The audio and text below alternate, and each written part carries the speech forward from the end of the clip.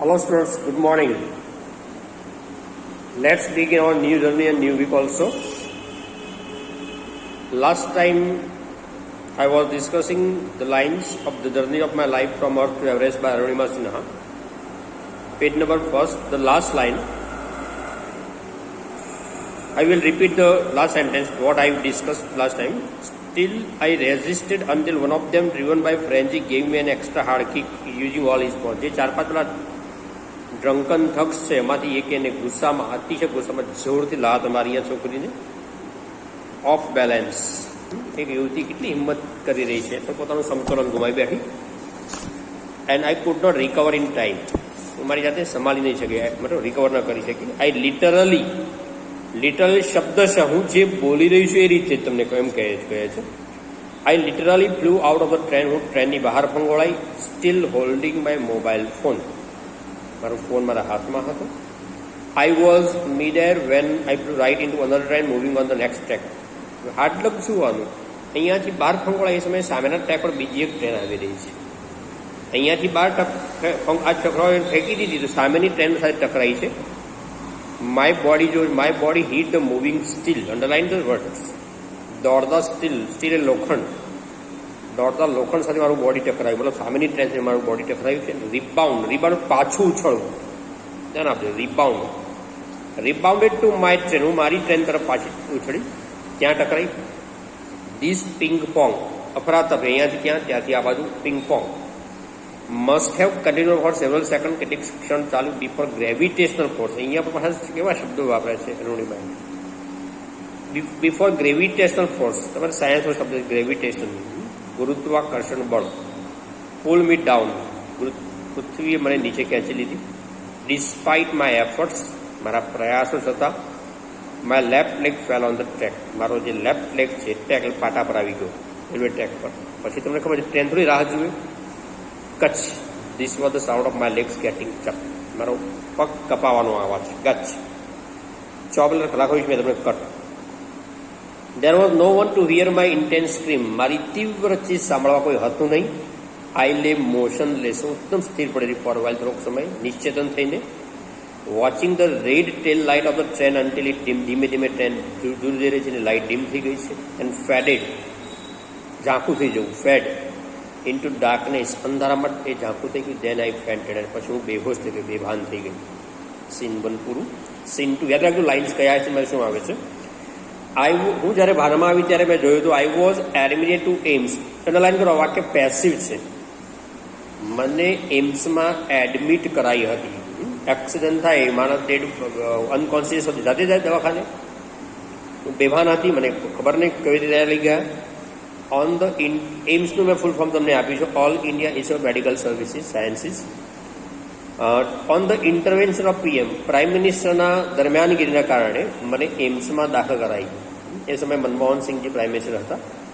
The union government would bear the entire cost of my treatment. મારી સમગ્ર ટ્રીટમેન્ટનો ખર્ચ વુડ બેર સહન કરશે, ઉઠાવશે સેન્ટ્રલ ગવર્મેન્ટ.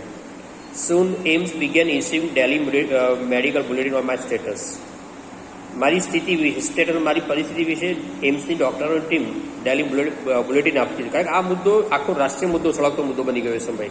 એક ટ્રેનની અંદર એક સ્પોર્ટ્સ વુમેન ઉપર હુમલો થયો અને ફેંકી દેવાય. એના કારણે ડૉક્ટરો પણ આનું રોજ રિપોર્ટિંગ કરે છે મીડિયાને. I was told that. મને એવું કહેવાય, ધ્યાન આપજો વાક્યો, મેં કહ્યું નથી. I was told. મને કહેવાયું કે young people, auto drivers and road side vendors were carrying out candle march. એ લોકોએ પણ કેન્ડલ માર્ચ નીકાળી છે. To galvanise support. મને ટેકો આપવા માટે. ફોર મી, મારા માટે. Pray for my recovery. હું જલ્દી રિકવરી થઈ જાય મારી. And with the help of the best and the latest technology. બહુ સરસ વાત કરી. મારા માટે સારામાં સારી ટ્રીટમેન્ટ અને બેસ્ટ ટેકનોલોજી વાપરવામાં આવી. એના ગ્રેજ્યુઅલી લખો. ગ્રેજ્યુઅલી, સ્લોલી, ધીમે ધીમે. I started responding to treatment. હું ટ્રીટમેન્ટને રિસ્પોન્ડ કરવા લાગ્યો. ધીમે ધીમે એને આરામ થવા લાગ્યો. One morning my brother in law. બ્રેકેટમાં લખ્યું છે માય સિસ્ટર લક્ષ્મીસ હસબન્ડ. મારી બેન છે લક્ષ્મી, એના પતિ. બ્રધર ઇન લો. જીજાજી પણ થાય, શાળા પણ થાય. અહીંયા જીજાજી છે. નામ છે સાહિબ. Suddenly ask me. સાહેબે મને પૂછ્યું, એવરેસ્ટ ચઢોગી? જો આપણી વોટ્સઅપની લેંગ્વેજમાં એવરેજ ચડોગી he had just read an interesting portion of information the newspaper. એમને કંઈક ન્યૂઝપેપર આના વિશે માહિતી વાંચેલી હતી.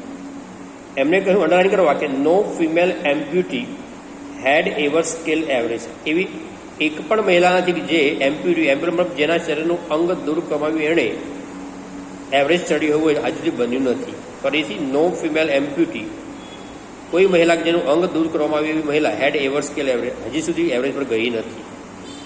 આઈ વોઝન્ટ અમ્યુઝ. મને નવાઈ ન લાગી. I have lost my leg. મેં મારો પગ ગુમાવ્યો છે અને you are talking of Mount Everest. એક જાતની વ્યાજસ્તુતિ અલંકાર જેવું થયું. ખ્યાલ આવે છે ને, કટાક્ષ કરો કે મેં મારો પગ ગુમાવ્યો છે તમે એવરેજ ચડવાની વાત કરો છો. 5 પગથિયા પણ હું ચડી શકતી નથી. 5ની પગથિયા કે પલંગ પર નીચે પગ મૂકી શકતી નથી. એવરેજ ચડવાની વાત કરો છો. આવું મેં એમને રિટોર તો કર્યું પણ I started talking to my self. પણ મારા મનમાં એક વિચાર બીજ જન્મ્યું. આ બહુ મહત્વનું છે. નાનકડો આઈડિયા આવવો, એક નાની ઘટનામાં આપણે કંઈક કશું યાદ આવી જતું કે આવું કરી શકાય એવું. તો I started talking to my self. મેં મનોમન વિચાર કર્યો. શું?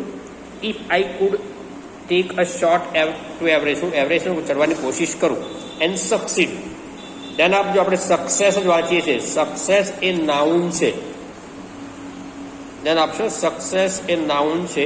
સક્સીડ એ વર્બ છે. Properly remember, succeed. ઘણી વખત આપણે સક્સેસ એડી લાગીને સક્સેસ કરીએ છીએ.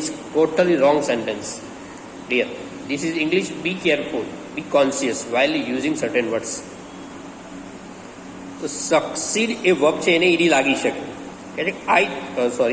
If I could take a shot Everest and સફળ થાઉં તો I would become the first female amputee. હું પ્રથમ એમ્પ્યુટી મહિલા બનીશ ટુ હોલ્ડ દેટ રેકોર્ડ. એ રેકોર્ડ મારા નામે થઈ જશે. I thought about it for some time. મેં થોડોક સમય વિશે વિચાર કર્યો. એન્ડ દેન આઈ કન્વે કહેવું, સૂચવવું, વ્યક્ત કરવું, જણાવવું ટુ સાહિબ. મેં મારા જીજાઈને કહ્યું my willingness to take up the challenge. Willingness લખો ઈચ્છા, to take up the challenge પડકાર ઉઠાવવું. મેં પડકાર ઉઠાવવાની વાત કરી લીધી. મેં કહ્યું ઠીક હૈ હમ કરેંગે. કોન્ફિડન્સ જુઓ ટોપ લેવલનો. જેને હજી પથારીમાં છે, પગ કપાઈ ગયો છે, આર્ટિફિશિયલ લેગ લગાવવાની વાત હજી બાકી છે અને એવરેજની વાતો કરે છે. આ વિલ પાવર હોવું જોઈએ. નિશાન ચૂક માપ નહીં, માપ નિશું નિશાન. ધ્યાન રાખજો, હંમેશા જીવનનો ટાર્ગેટ ઊંચો જ રાખો. તમે 11માં છો તો 12માનો ટાર્ગેટ તમે 98% રાખો, 95% રાખો, તો તમે સારું કવર કરી શકશો. પહેલાંથી જ આપણે પાણી બેસી જઈએ, સર 70% આવશે, ચાલશે. 70ની સામે 45 જ આવે. હંમેશા ટાર્ગેટ ટોપ લેવલો નક્કી કરો. ઓકે.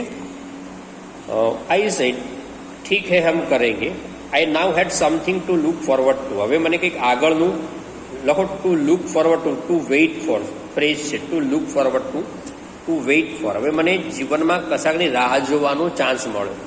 જો ખેલાડી છે, નેશનલ લેવલે રમીશ, ઇન્ટરનેશનલ લેવલે ઓલિમ્પિકમાં આવું ડ્રીમ હોય, પણ પગ કપાઈ ગયો એટલે જીવનમાં ફૂલ પોઈન્ટ જેવું થઈ ગયું એને.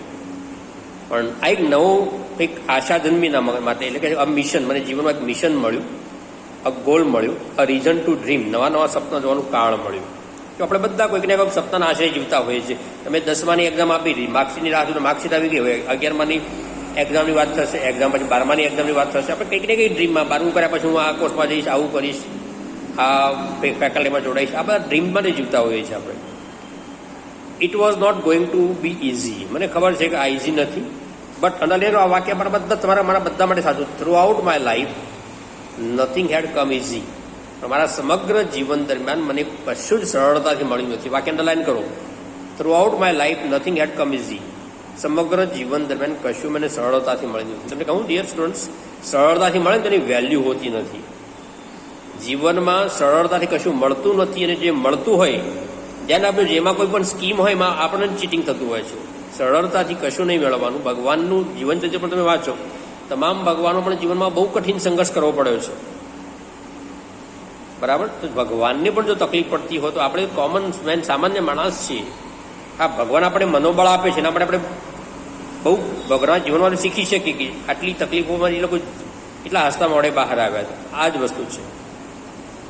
સંઘર્ષ વિના તમને મળે. તમે જો તમે મહેનત કરો, તમે એક્ઝામ આપો તો તમને માર્કનું ગૌરવ હોય, પણ મહેનત કર્યા વગર જોઈને લખીને પછી એક્ઝામ આપતા હોય તો મજા વેઇટ નથી હોતું. એ બંને ડિફરન્સ હોય છે. વેઇટિંગ નથી હોતું, ખબર હોય છે શું હોય છે. એવું છે ને, એક શેઠ હતા, એનો એક દીકરો હતો, એકનો એક. વાત કન્ટિન્યુઅસ આપું.